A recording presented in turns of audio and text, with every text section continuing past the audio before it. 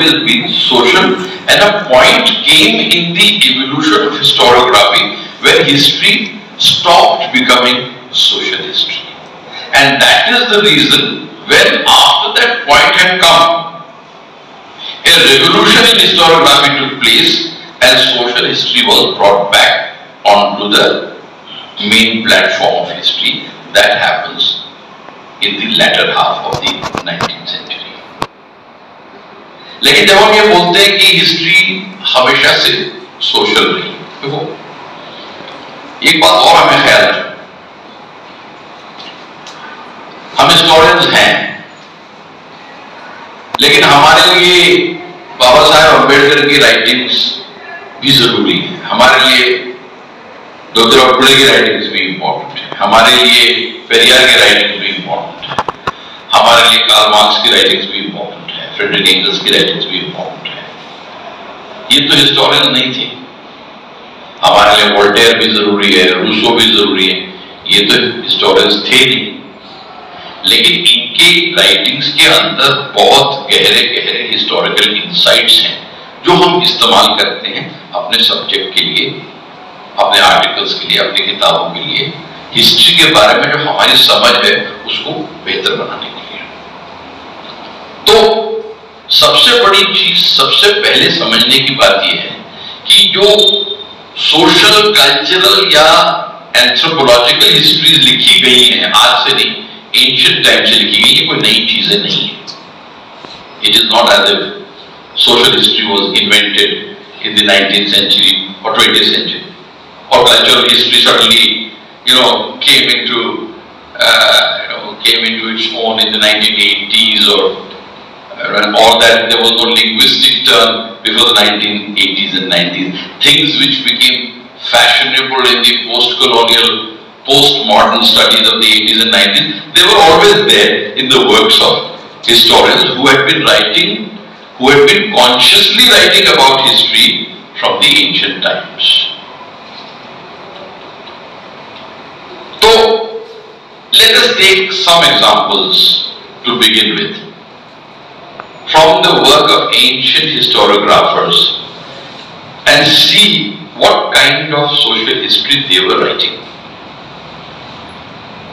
Just to see what kind of histories were written in the ancient times. Whether ancient historians were, or the medieval historians were conscious of society, culture, habits, manners, classes, castes, people, women, men. Let me quote, मैं आपको एक छोटा सा quotation आपको मैं देता हूँ, आप पढ़ेंगे। अभी श्रीधरन साहब ने एक किताब लिखी है, I'm sure you people are aware of this book. It's a compendium of historiography.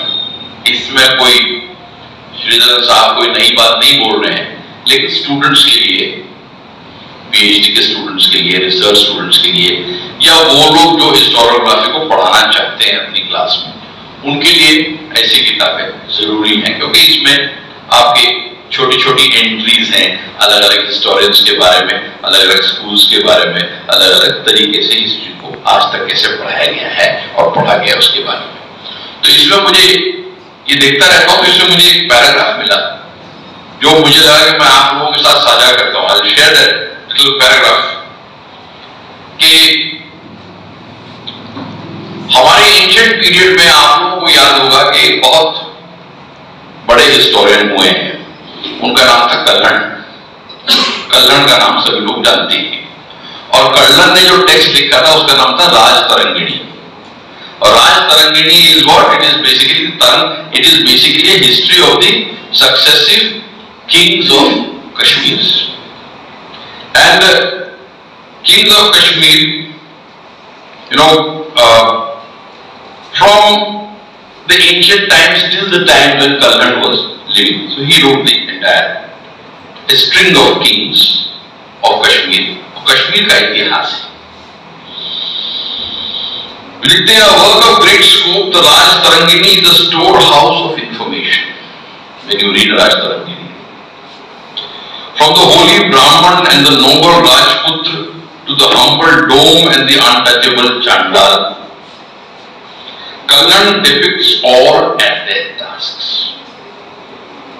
His pen pictures vivify the past and show how contemporary men and women looked like, what they ate and wore, what they believed, and what they thought of the eternal problem of the relation between the sexes, male and female. We hear of the founding of towns, building of temples, shrines and monasteries, also breaking of temples, transformation of temples after their breaking of idols, re-establishment of idols in other temples and so on and so forth, as the dynasties changed and their religious proclivities began to change over time. Shrines and monasteries and their spoliation by non-believers and the iconoclasts.